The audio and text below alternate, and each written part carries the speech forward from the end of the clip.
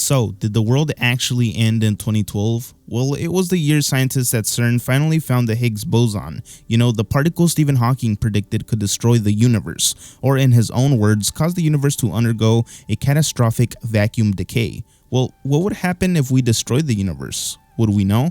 Maybe CERN accidentally created a black hole that sucked us in and we've been living inside it.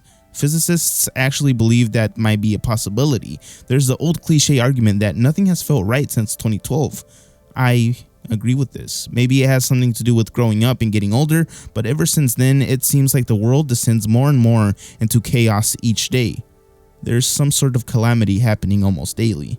I think we're in a simulation. I think after the universe was destroyed by CERN, our collective consciousness was moved into a computer-generated copy of our world. The copy is almost exact. The minor differences we notice are what we call Mandela effects. There was someone on 4chan a while back who claimed that they were one of the 23 scientists at CERN responsible for creating the Mandela effect. They claimed that the planet was destroyed and we were placed in a simulated world. The thing I thought was most interesting though is that whoever this person was described reality as being like a set of Russian dolls, where there are worlds nestled within one another, or simulations within simulations. In the SpongeBob episode Pickles, there's a scene where Bubble Bass is exposed for hiding pickles underneath his tongue. This is a pretty popular and iconic moment in the show, generating tons of memes on current day social media. In this clip, there's a pink fish woman who claims that she sees her car keys underneath his tongue by shouting out, "And there's my car keys," suggesting that he had stolen it from her and hid it underneath his tongue. But when the camera cuts to it, there are only pickles, leading some to conclude that this line was never in the original scene, claiming that it sounds out of place, it's badly cut, and intentionally placed there afterwards. Take a look. He's been hiding the pickles under his tongue the whole time. And there's the pickles from last time, too! And there's my car keys! Some also recall other customers, the ones in the background, shouting out an item that Bubble Bass had stolen from them and hid underneath his tongue, shouting things like, "There's my wallet," or "There's my shoe." But when you rewatch it, they don't say a word, and instead angrily rush towards Bubble Bass. Do you guys remember this pink fish appearing in that scene and saying that Bubble Bass stole her car keys? Let me know what you guys think about this one in the comments. Many remember Disney's 1951 Alice in Wonderland, a classic that many refer to and some like to quote. A memorable character that many recall and love is the Cheshire Cat, known for its creepy grin and trippy colors. Well, many people remember the cat saying this exact phrase to Alice, "We're all mad here," and then he laughs, insinuating that everyone there is crazy.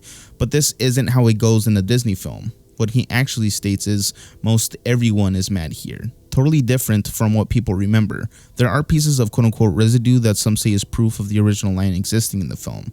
From pop sockets, pins, stickers, shirts, and other pieces of art, they all contain this quote that doesn't appear anywhere in the Disney film. Even the original voice actor of the cat, Sterling Holloway, remembers it being "We're all mad here," as he says this exact line in a live-action version of the scene from a television segment.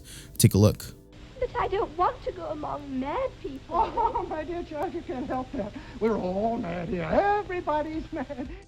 An interesting fact about this character is that it is believed to have been inspired by a carving of a grinning cat at a cathedral where Lewis Carroll, the writer of Alice in Wonderland, would attend as a child, due to his father being the pastor. The carving of the smiling cat may have slowly been embedded into his subconscious. Another strange Mandela effect connected to the movie revolves around her clothing. Some recall Alice wearing red or black striped leggings in the Disney film, an iconic feature of her look supposedly, but this isn't the case at all when watching the movie again. She is simply sporting white leggings. Do any of you guys recall her leggings having stripes in the animation? Here's a poster of the film depicting her in red striped leggings, though it doesn't appear this way in the movie. There's also the fact that many recall Tweedledee and Tweedledum wearing propeller hats, though in the film, they are depicted wearing hats with flags on the top, not propellers. This video is sponsored by ExpressVPN. Let me ask you a question. Do you guys like your data being harvested? What about someone surveilling every single thing you do and then serving you ads or specific information based on your profile? Well, unfortunately, if you use the internet, data harvesting, surveillance, and profiling are all things you face every day. How could it not be when the same company who controls 90% of internet searches runs your email service and gets to track everything you do on your smartphone? One way I put a layer of protection between myself and big tech giants is by using ExpressVPN. ExpressVPN ExpressVPN is an app that hides my device's IP address. Every device has a unique one, which makes it easy for companies and websites to trace your online activity back to you. All I have to do is tap one button to turn ExpressVPN on, and all of my traffic gets routed through their secure encrypted servers. This also prohibits internet service providers like AT&T and Verizon, or whoever you use, from seeing your online activity, like all the sites you visit, and then selling that data off to the highest bidder. Bottom line, guys, if you use the internet without ExpressVPN, it's like forgetting to mute yourself on Zoom, and everyone on the call hearing you talk to yourself. So if you care about your privacy like I do and want to support the channel, make sure you go to expressvpn.com/bookofalice or click the link in the description box and get an extra 3 months of ExpressVPN for free. And thanks to ExpressVPN for sponsoring this video. Nightmare on Elm Street Mandela Effect. Me and my mom were watching a Mandela Effect video that includes Freddy's sweater. She claims that a red and green tarp covers the house, like a termite fumigation tent on the house, in the ending scene after Nancy leaves. However, it just happens to the car and the mom is snatched through the window. I remember it the way it is, but my mom does not. Does everyone remember it like this? Edit. OMG, I guess my mom uncovered a brand new Mandela Effect, since we have some people here who remember this ending. No, it is not an alternate ending that currently exists, and it is not the 2010 remake. Edit 2. Full rundown of the scene. It begins the same as the current ending, but when Nancy gets in the car, she sees her mom getting pulled into the house by Freddy. Then a termite tent with Freddy's signature red and green stripes covers the house. Nancy screams, and then the car itself gets the tarp over it, like in the new ending. My mom says that it 100% did happen because the ending made her scared of houses with termite tarps over them because of the movie. One reply states, "No, are you serious? The termite thing is gone from the house now?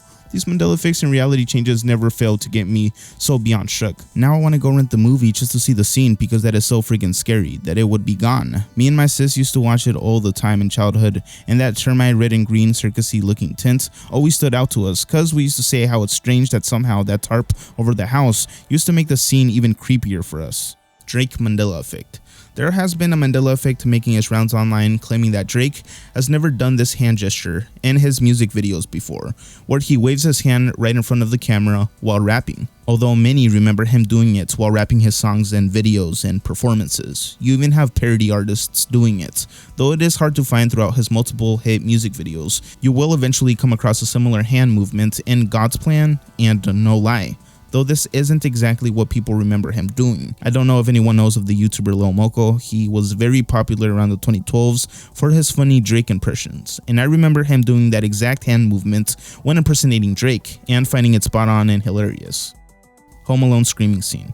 In the film Home Alone, there's a scene where the main character Kevin applies aftershave to his face, which causes a stinging and burning sensation, causing him to scream. Many remember this scene only happening once in the film, but there are 2 instances in which this scene occurs in the movie, and they are eerily the exact same, throwing some people off. I always remembered it happening once, while the Drifters version of White Christmas played, but apparently, having watched the movie recently, it happens twice. I absolutely do not remember 2 instances of this happening from my memory of watching this as a kid, lol. The Hunger Games map changed? My mom was rewatching one of the Hunger Games movies, and I remembered this map that I had seen on the districts and the books, and brought it up to her because I remember being very shocked by the map. It was shaped like the US, and was overlaid on a US map, but both of us vividly remember the districts being circular, with the capital at the center, with 12 to 13 rings around it, each being a district. I remember the train going straight through all of them. I tried googling it to see if anyone else had noticed this or if we were misremembering, but I couldn't find anything to suggest that the map was originally circular. I found an image that is similar to what both of us remember it being like, but obviously it's not actually the Hunger Games map. Anyone remember this too? A reply states, "I am with you here. I never remembered it being the United States. The circles sound familiar with the train running through them to the capital in the center. I would have remembered if it was a map of the US, even if my circle map memory was wrong. This is really strange. Looked again. I'm 99.99% sure on this now, that the map has drastically changed." Another effect involving the Hunger Games touches on a scene where all the participants are standing on the platforms waiting for the games to begin. Many remember seeing one of the participants step off too early, and as a result they were blown up, a scene that many remember shocking them when watching the movie for the first time. But if you go back and rewatch that exact same scene, nothing of the sort happens. Nobody is blown up for stepping off the platforms too early. The scene has apparently never been in the film. Do you guys remember some guy getting blown up, or is this a mix-up with another popular film? Maybe another dystopian book film adaptation. Nikola Tesla, the most underrated inventor in history, some might say. From charging your iPhone to opening up the fridge, he's the person to thank, as he was known for his contributions to the design of the modern alternating current electricity system, allowing for a steady supply of electricity to homes and appliances. After having a falling out with Thomas Edison due to his preferences of a less efficient but more profitable system at the time, he began a partnership with Thomas Edison's rival, and they both made the AC system mainstream, phasing out Edison's DC system. He even went on to create the first remote control boat that tricked people into thinking that he was performing a magic trick. He would sadly lose tons of money and go into debt when his investors backed out on his Tesla Tower project that would create a telecommunication system. All this after his patent for a radio communication system was stolen, most likely backed by Thomas Edison. This is where the Mandela effect comes into play. Tons of people remember him dying in a tragic accident, either from dying in a car wreck to dying in a fire, though his actual cause of death was due to heart failure at the age of 86 years old. He died alone and in pain as he refused to see a doctor. Interestingly, days after his death, his hotel room at the New Yorker that he had been living in was searched and seized by the FBI. They collected all his final documents and notes. The Old Testament tells a story about a man named Samson.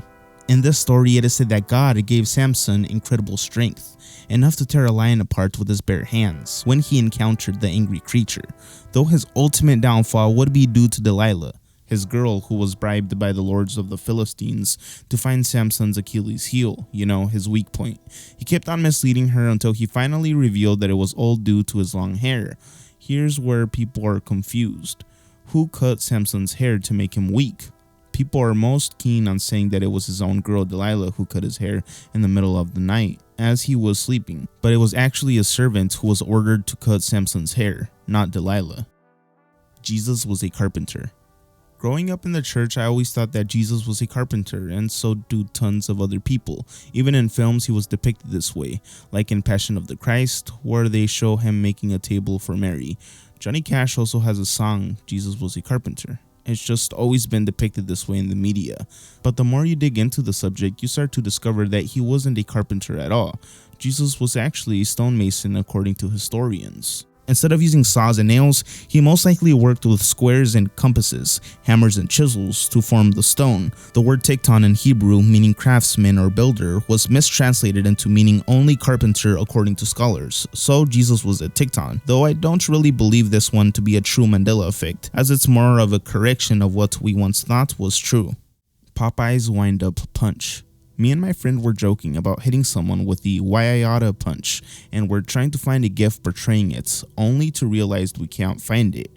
He's supposed to wind up his punch behind himself in a circular motion until his arms twist into a spring and then let the spring unwind into an uppercut. But after literal hours of searching, we can't find it, or any other cartoon character performing it specifically as stated. There's Donkey Kong and Rayman performing a similar move, but their arms don't twist into a spring, and I've seen no other posts discussing it. I really want to be proven wrong. Can anyone find it? DEA. When you think of those letters, you probably picture those narco-type shows and other films in pop culture. Now, what do you recall those letters standing for? What does it mean? Some would say Drug Enforcement Agency, right? You probably remember it that way and have heard it mentioned like that a couple of times, and so do lots of other people. But if you do a quick Google search, you'll find that it actually stands for Drug Enforcement Administration, not agency. I think people might be mixing this up with agent though. Drug enforcement agents do exist. They are even branded this way on the back of their jackets. Maybe some were using agent and agency interchangeably and made a mistake, as seen in these various news articles referring to them as the Drug Enforcement Agency. Boots Popsicle Recap. Many people remember there being a Boots Popsicle alongside the famous and prolific Dora Popsicle. The Boots Popsicle looked something like this and would have the iconic gumball eyes just like Dora's. Sadly, those never existed though. people have found quote-unquote evidence that the ice cream company producing these do in fact create popsicles based on multiple main characters of animated shows, like the Cosmo bar from the Fairly Odd Parents existing and being sold, but not a popsicle of the specific main character Timmy Turner. Is this another case of the Mandela effect? I don't think so. It seems like they simply chose a funner character to create an ice cream bar for. Or did the Timmy Turner popsicle actually exist? Leave your thoughts in the comments. As for the Boots popsicle, it may have been a short-lived thing that nobody took a picture of or kept any documentation on. But as of now, there is no evidence of the Boots popsicle existing or being sold, though so many other cartoon characters were made into these famous popsicles. Nostalgia trip. Guy Fieri. This guy's a legend in the food television scene. Many people remember him for his unique hairstyle and another specific thing about his head, that being his world famous visor, the one with flames on it. It fit perfectly with a spiky bleach hairdo, giving him a distinct look. The crazy thing about this is that he has never worn this visor in any of his hit television shows. It's like it never happened in the first place. There aren't any videos or photos of this guy sporting a black visor with flames on it. It just never happened. Though if you search up Guy Fieri hats, you'll get exactly what you're looking for. Even Filthy Frank, now known as Joji, cosplayed as Guy Fieri in a video and wore a black visor and a black shirt with flames on it. This article dubs him the bleach-haired, backward visor-wearing chef, though I don't remember him specifically either way. His forehead does look kind of empty now that you've mentioned it. Posted by Diamond Dash Trey. Holy shit, found Bernstein evidence while packing. I'm currently packing for a move. My husband and I are heavily streamlining our VHS collection. I found my old Bernstein Bears VHS, and the official label says both Steen and Stain. Stain appears on the front label, while Steen appears on the side. Also, and of less consequence, the label my mom puts on the plastic video cover reads Steen. I'm literally shaking right now. Anyone is free to test these images, they are totally unaltered. Ran it through some basic analysis looking for editing, and if it is an edit, then it's a really good one because it doesn't show any traces at all. Just putting that out there.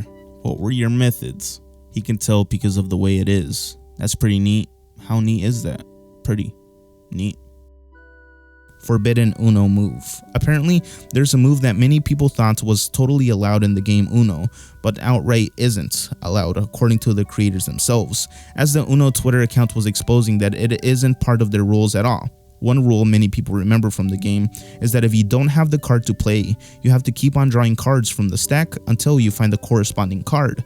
According to Uno themselves though, if you don't have a card to play, you're only required to draw one card from the stack and then allow the next person to go. I remember having to draw like 20 cards before being able to find a playable card, and it's like it only happens when you have 2 cards left. There's also that one that I personally don't recall, but many others do, in which a rule states that if someone puts down a draw plus 4 card, you're allowed to put down a draw plus 2 card, and the next person is forced to draw 6 cards total. Apparently it has never been allowed in the game. You must always draw 4 cards if someone puts down that card. How I remembered the Mona Lisa. This is from an artist who redid the Mona Lisa painting to what he remembered it like.